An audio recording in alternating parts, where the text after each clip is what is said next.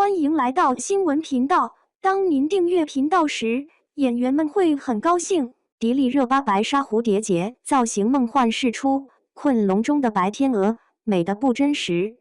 迪丽热巴再次用一组梦幻写真诠释了何为视觉美学的极致。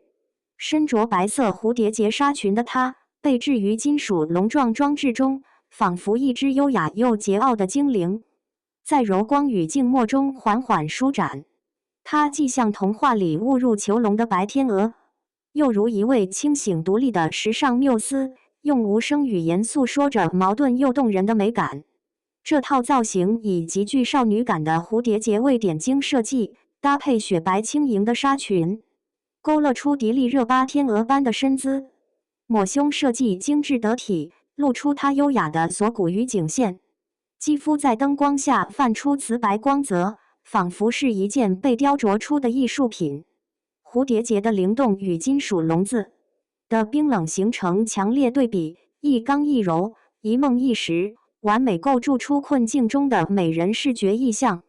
照片中的热巴时而托腮沉思，眼神慵懒，时而轻抚纱裙，表情松弛自如。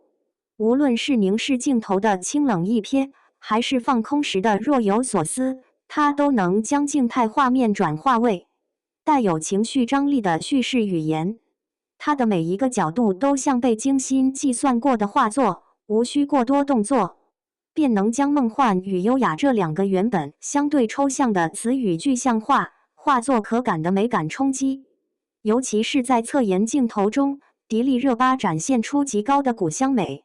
高挺的鼻梁，流畅的下颌线，微扬的睫毛，以及唇边若有若无的弧度，都让人仿佛置身于高奢时装大片的中心。没有过多妆容的堆砌，皮肤状态仍然如光泽陶瓷，近看毫无瑕疵，美得几近不真实。这组写真不仅在服装与布景之间达到了审美平衡，更在气质与意象层面营造出了强烈的艺术感。笼中白天鹅这一主题在迪丽热巴的演绎下，不再只是悲伤或压抑的隐喻，而是一种更深层的情绪投射在自由与约束之间，在柔软与力量之间。她用镜头语言表达着当代女性的复杂气质，既温柔如水，也坚定如铁。更令人惊艳的是，迪丽热巴并未被造型所控制，反而是她驾驭了这份高级感十足的造型。从她身上，你看不到任何的不适或扭捏，她可以是温室中的花朵，也可以是冲破铁笼的鱼鸟。